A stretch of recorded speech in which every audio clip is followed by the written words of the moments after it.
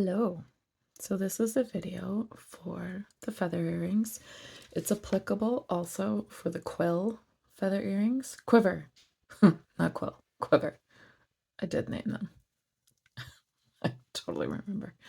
Anywho, the base idea of doing this style feather earring or this style feather earring, the basic idea is the same. Okay, so this video is for everything. This is going to be our example. So I will reference this a couple times through the video, but this is our example for our completed earring in this set. Okay, so let's start. When you do the kits, each piece of thread is for an earring. So there's no doubling up in any of my kits, never any doubling up of thread. So always just one thickness of thread through your whole piece. To thread your needle, pull your thread down in between your fingers and push your needle down on top of it. And that will, most of the time, get your thread through that tiny little beading needle hole. I might as well say this at the beginning of this video, like I think I do most of the videos now. If you have not been here before, any light bloopers stay in the video. Any really bad bloopers will be taken out. Tangents are totally kept in because that's real life with me. So on your bead chart, it will show you exactly what we're starting with. Do not copy my colors if this is not your particular palette that you're using. This is the Seaside palette for this exact earring. This is the Seaside feather. Okay, so this is the Seaside palette. We start with 3 beads. Okay, so I'm starting with my 3 beads. I'm going to push them down to the end of my... You're not supposed to push it off. So let's just call that the first example of what not to do. There likely will be more of them in this video. So, yep, just so that we all learn together. We're all on the same track here. So you're going to tie them in a little circle. Like so. Okay, you're going to make it a knot, so tie again.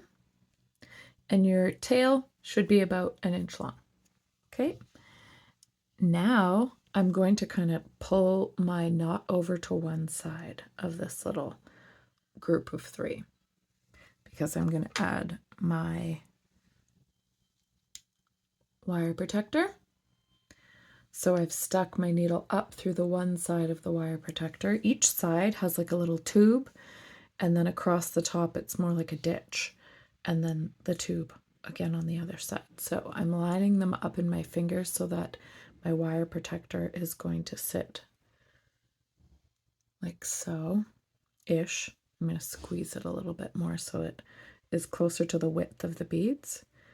And then I'm going to, in one fell swoop, stick my needle through the tube and through that other bead, okay? The other dark bead on my other side there. I'm going to pull it tight. Now we're going to go through again, and that'll help even out how it's all sitting. So I'm just going in another circle around through that bottom bead, through my top bead, around my wire protector, and down the other side, right? Ta-dam! Ta-dam! Fancy, hey? I know, so fancy. I'm gonna now go through my turquoise bead. And on the left-hand side of your page, if you have your either PDF pattern you've purchased or the kit, you're going to see what the spine of your feather looks like. This is where we're going to follow the directions of that spine. Okay, so on this, I am going to grab my first 3 beads, which in this color palette, your middle bead that you grab is always going to be the center spine color. So on this kit, my center spine color is the turquoise bead. So you're going to pick up like the outer bead, center spine bead, outer bead. I came out one side of the bead, previous bead, so I'm going in to create a circle. So the whole spine of a feather in my patterns is right angle weave. So what that means is you're going around the circle. So I've made my first bit of the circle. So I'm going to continue around the circle and come out the opposite side. So it's sort of like a roundabout, but I'm going around an extra time. Okay, so I've gone through this one as well and out this one. Now I'm going to add my next 3. Is that the right bead? No, not right bead. I was going to totally just go off map and pick a different bead, which is not helpful for teaching the videos. So my next 3 beads, I go through that same one again, right?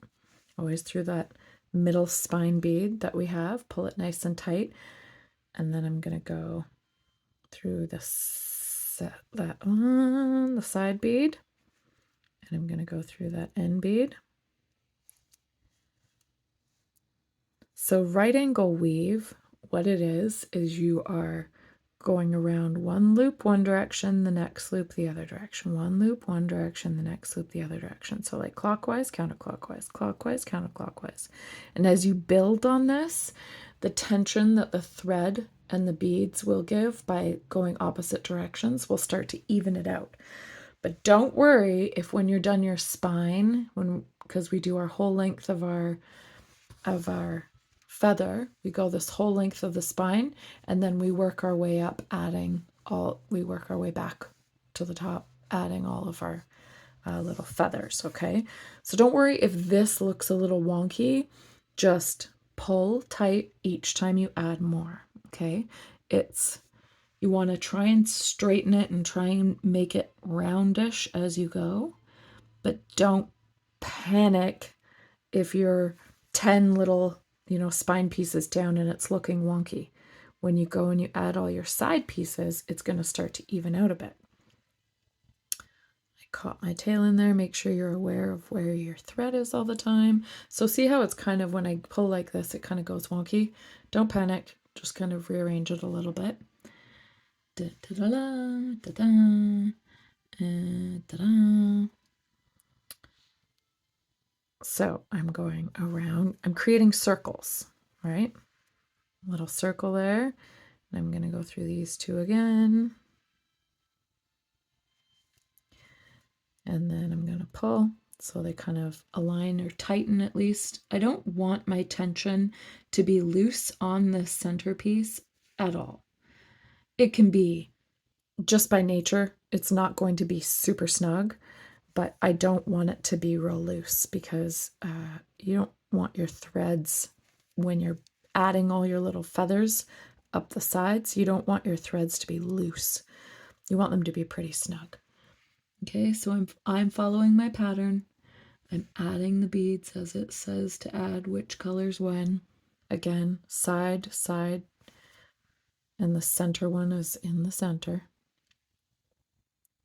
In this ombre style feather, you can see my ombre starting already in that color palette. Then when you get to the center color of your ombre, make sure you count how many of these repeats there are. I believe in this pattern there's 8, but I will double check after. Okay, so I'm doing my little circle, go to the opposite side. So I'm going to let this video fast forward a little bit here because you're just repeating circle, circle, and you don't want to hear me keep talking about circle, circle, pull it tight, blah, blah, blah. That's just opening up the opportunity for me to go on a tangent. And I know some of you love those tangents. I do. I know it's like we're hanging out and we're chit-chatting. But I just taught a friend of mine how to bead, and she was sure she couldn't bead. She totally did it. She made the lotus picket, lotus picket moon earrings. She was sure she couldn't bead. And I was sure that I designed it as a beginner kit. And I know from experience that me chatty while you're trying to focus and bead is not helpful. It's not helpful. And me watching over your shoulder is not helpful also. So I'm not going to do that. So This part's going to fast forward for a second until we get to the end of this repeating section, okay? So if you're doing this very long one, we are going to meet back up because you're following your pattern no matter what colors they are. You're following your pattern until we get to this end piece, and I will meet you at the end here. And on this one, I'm going to be meeting you at the end right there. So I'll see you in a minute. Do do do do do do do do do do do do do do do do do do do do ba-do boo boo.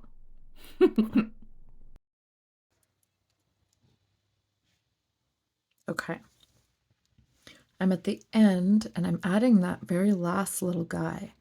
So my very last singular guy, so I've added 3 all along. See what I mean by it looks a little wonky? Some of these guys are just not sitting exactly the same. It's totally fine. Don't panic as long as your tension is tight. Okay, not crazy tight. You don't have to like make it crazy tight because the more crazy tight this is, the more wonky this will look. But you want it snug. So my singular bead is going to get added off the end of that in basically a ladder stitch. Okay. So we're just going to loop that around. And then, so I just have gone through this like once, twice. I'm coming out and I'm going to go around because I need to make sure when I'm adding my fringes on the sides. Okay, so now we're at the step of adding fringe to your right angle weave spine. So when I'm adding fringe to the sides, I want to make sure I'm coming out the bottom of this bead or out the bottom of that bead. And this is not the case with either of these. So each time you're done the row before, which I'm done this row before, you need to wind around the next tier, the next step up, the next floor of the tower. Oh, that's kind of a good metaphor.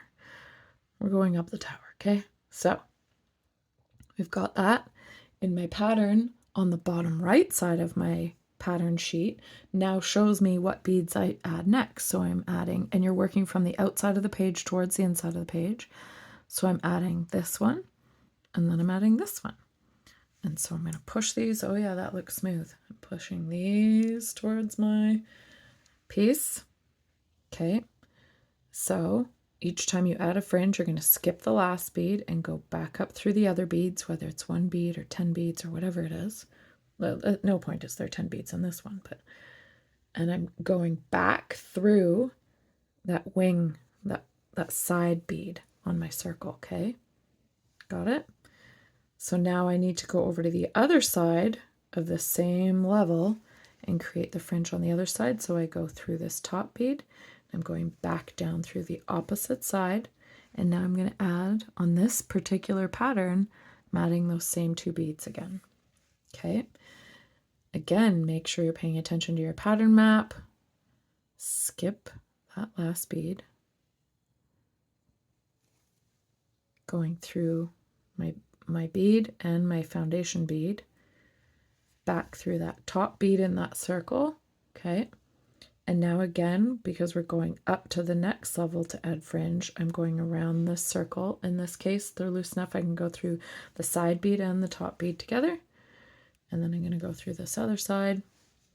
And now I'm going to add the beads it says to add for this particular fringe. Again, depending on the kit you're doing, this may be a different amount of beads. It may be different colors of beads.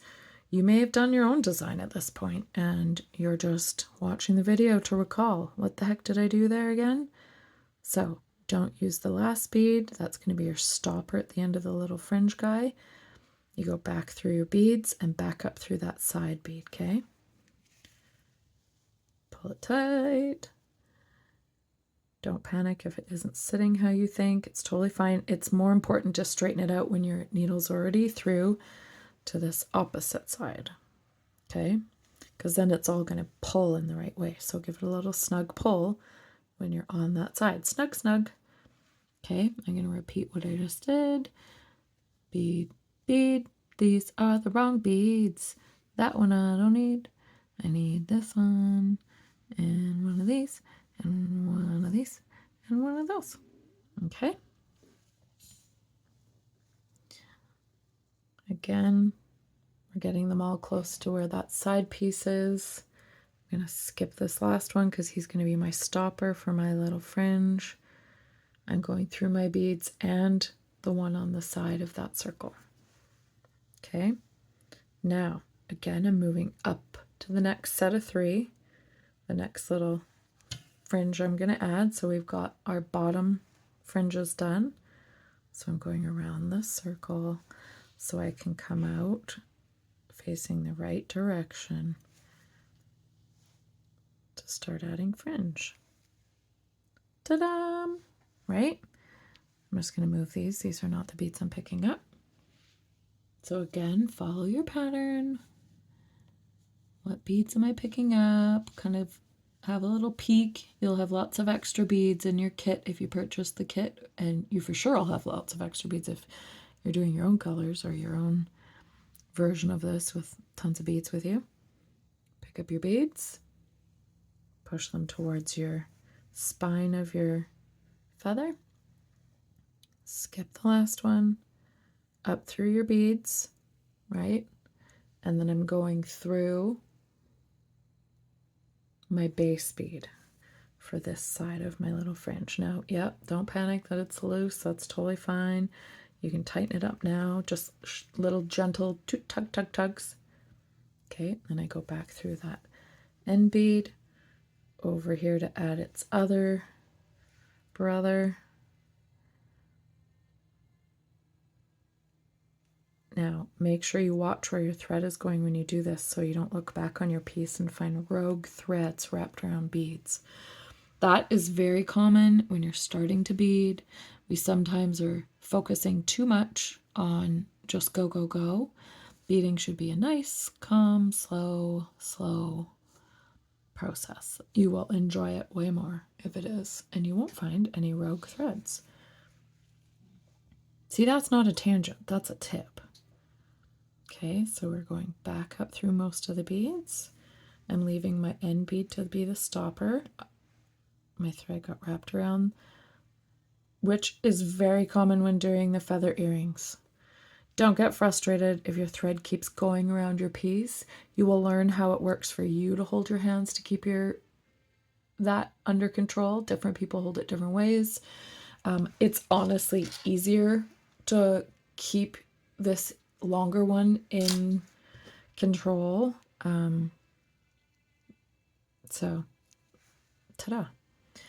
All right, so I'm going up to the next level. Add the next beads. So the main thing to remember with your feather earrings is tension. You're pulling nice and snug as you go. As you're pulling each layer of fringe, feathery fringe, you can see how this tightens up your center, right? Pulls them all together and tightens it up. So that's why you don't want your thread really loose on your spine when you begin, because it's going to bunch and become problematic in here. So you want it snug, but like you're snugging it up as you go. Make sense? I certainly hope so. Or at least you kind of get it enough to keep going at this point. The more you do them, the more the math of it will kind of sink in. It's raining outside, so if you're hearing weird noises it's the rain on the glass of my room here. All right, like that. Anyway, at least it's not my printer like some of the other ones. All right, so I'm going back through, down the opposite side so that I can add my other fringy guy. Pulling it snug. Making sense? The really important thing as you go is you're following your pattern maps, right? Because your pattern map will tell you what colors you're picking up, in what order, and how many of them, and when to decrease and what beads to be picking up, when to increase and what beads you're picking up. So just make sure you're following your pattern map. These videos are to kind of help you just with the stitch techniques. The patterns and the kits come with step-by-step pictures and descriptions of what you're doing here, but it can sometimes help to kind of see what's going on as well. So I hope this is kind of making sense to you. I'm going to show you one last little set of fringes, and then you're going to be on your own, and this is going to fast forward, and I'm going to meet you up at the top for the tie off. Don't panic, you got this. I wouldn't call this a beginner kit, but this is for new beaders. This is you learning how to do right angle weave, and it's you learning how to add little fringes to it. You can use those steps in other kinds of designs that you want to do. I'm hitting the camera with my glasses because I'm leaning around it to see what I'm doing, so hopefully it wasn't shaking too much. Okay, so we're pushing our beads close up to our piece. We're skipping our end bead, right? We're going through these beads, through my side guy in my circle, and through the top one. Down through the next side guy so I can do the sibling to the one I just did.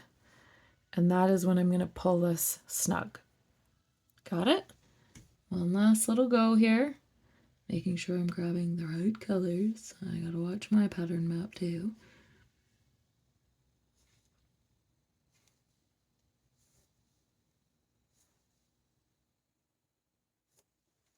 Got my beads. Pushing it towards the spine of it. Going up through them. And through my side bead on the spine, right? Through the center bead on the spine in that same circle that I'm in. And make sure I pull it snug. Da da da da! Last time, you go in the little circle, follow the circle to make sure you're aiming down through your next bead. And now you keep going. You got this. So I am going to meet you up top here when we're going to tie off. All right? See you soon.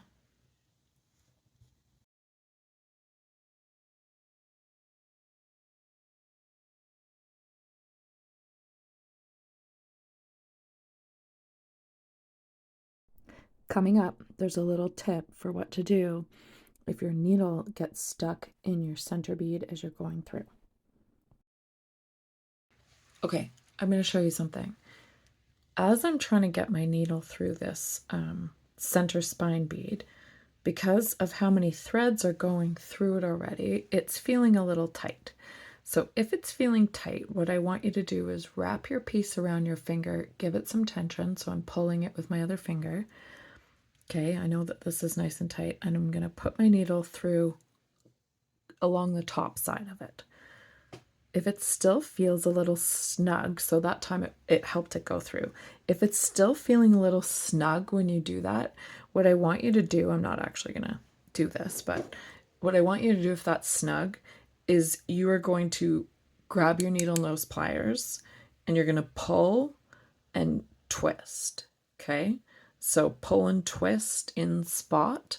Make sure you're not like bending it side to side or anything like that, but you're going to pull and like turn your needle left to right so that it can find a spot or wriggle its spot, because the needles are shaped to be able to find good spots, find least resistance. So I just wanted to show you that if you run into it, if you're going to break a bead, this is when you're going to break a bead. So be careful. Yeah, just wanted to share that. Okay, see you at the end. Dun dun dun dun. Dun dun dun dun. Dun dun dun dun dun dun dun. Just kidding. Okay, so we're on our last little tidbits of fringe here. I have almost exactly the right amount of this color bead left for this.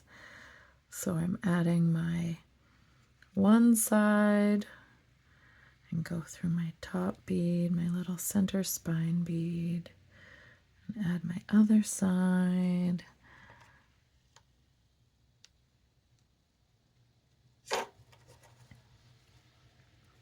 Make sure my thread is not tangled up. All right. Da da da da. Now, Jill, what do? Go through your top center bead. Little finishing move, okay? So I've gone through my top center bead. I am going to bring my needle up through the middle of that circle. I'm going to leave a little loop, so don't pull it all the way through. And I'm going to go through my little loop. And I'm going to be pulling my thread towards this section right here between this side bead and my top center bead. Nice and tight, and wiggle it around. Da da da da da da da. Don't worry that this is sitting like he has a broken neck. That will be fixed in just a second. Cut these to about 1/4 inch. Wriggle them around so that this guy is sitting back how you wanted him, nice and centered. And I'm going to, oh, so carefully burn those off. If you have one of those little zappers, do your little zapper. Doopity-doo. And now the final step, you grab your dude, you know, this guy, lever back. You have 2 options when making this earring.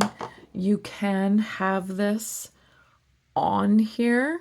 All you have to do is like slip him around here at the very beginning and have him on here as you're adding him. Or if you have a pair of needle nose pliers, you twist this, never like pull it open. You twist it. Pop him on there. And then you twist him back. Okay, so if you want, you can add him at the very beginning stage when adding the wire protector onto your little threesome of beads that began, and have him on there while you're making your earrings. Otherwise, you add him at the end, and we have earrings. Yay! Good job, guys. See you later.